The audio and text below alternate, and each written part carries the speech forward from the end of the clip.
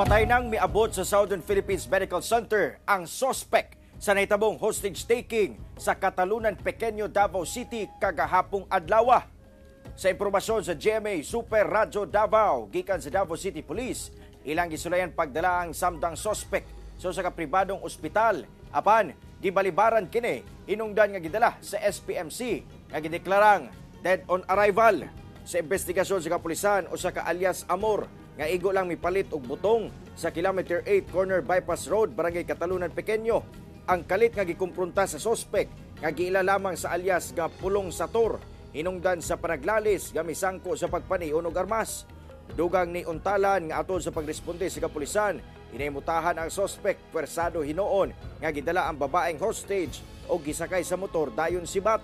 Apan gigukod kini sa kapulisan, nabangga kini sa usa ka rider hinungdan siyang pagkatumba. Sa komprontasyon sa kapulisan sa sospek, padayon kining nanion gamit ang bit-bit nga pistola, hinungdan nga napusilan kini sa kapulisan.